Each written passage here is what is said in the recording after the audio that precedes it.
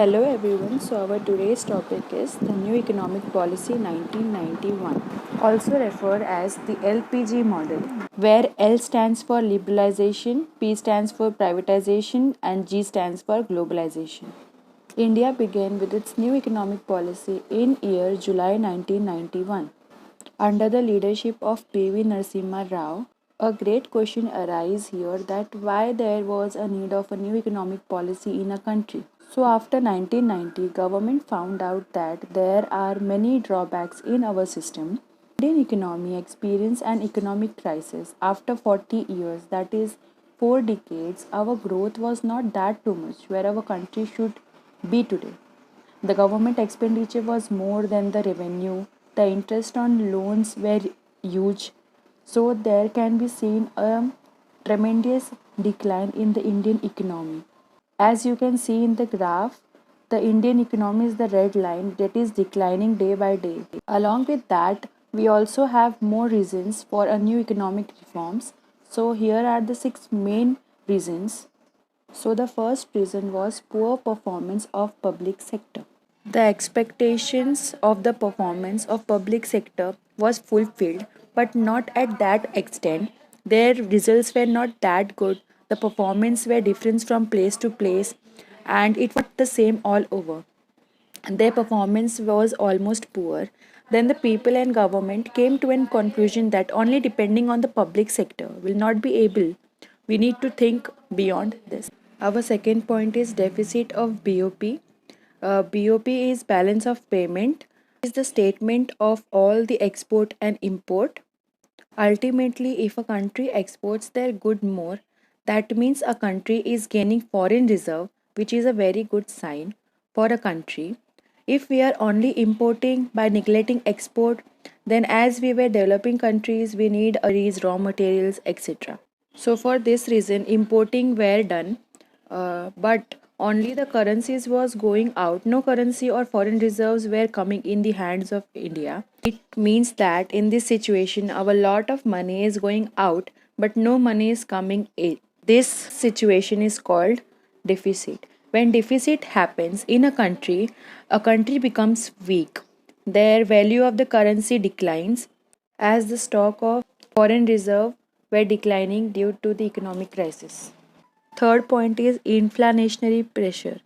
There can be seen a lot of inflation in the country. All commodities prices were increased because of the inflation. So this was also a serious thing we need to think about, with the help of which the inflation can be stopped. Fourth reason is fall in foreign exchange reserve. As I explained you in the second point, that our foreign reserves were decreasing because of the import were more than the export.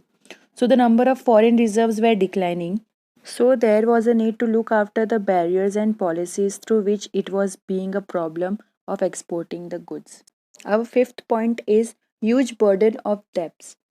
There were a lot of debts on the country because public sector undertaking was not that efficient. They can do all the work alone, plus their main motive was public welfare, not the profit maximization. So there were a lot of debt that was needed to be clear. So there were a need of something through which the debt can be cleared as soon as possible. So our sixth and last reason is inefficient management. We all know how our management is. Our people are not happy in public sector undertaking, so the number of PSUs were there whose performance was very poor. Inefficient management was the reason where government has to think and establish a new economic policy. Throughout the economic crisis, India government approached World Bank and IMF, that is International Monetary Fund, for loan of amount $7 billion. As the World Bank and International Monetary Fund were already familiar with the economic policies of the country, they said that there should be a slight change in your Indian economic policy, like outsiders cannot trade in your country. This restriction should be avoided. Then import and export restrictions should be diminished. If only these policies are going to be changed, we will sanction you the amount of $7 billion. On this ground, it was very necessary to bring a change in policy. Hence, Government of India adopted a new economic policy, that is NEP 1991, also known as LPG model. Along with this, the stabilization measures and structural reforms measure was also taken. Now we are heading towards our main topic, that is liberalization, privatization and globalization. Our first point is liberalization. Liberalization is removal of restrictions from private sector, means liberal reduction in restrictions. Liberalize means to easy something. It means that entry and growth of the private sector, like some small scale industries were reserved for small scale based industries, some government has reserved some industries for themselves. Government has put licensing policy for everything. For example, if you have to set up a business, then licensing is important. If you have to extend or expand your industry, you have to take a license for it. So these things were removed and were made liberal. Our second point is privatization. Privatization means role of public sector declining and role of private sector inclining.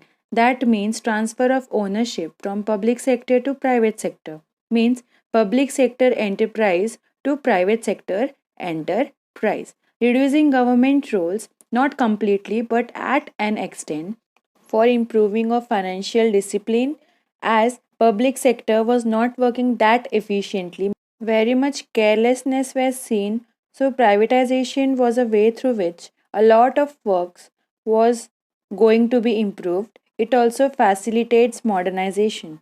Our third and the last topic is globalization.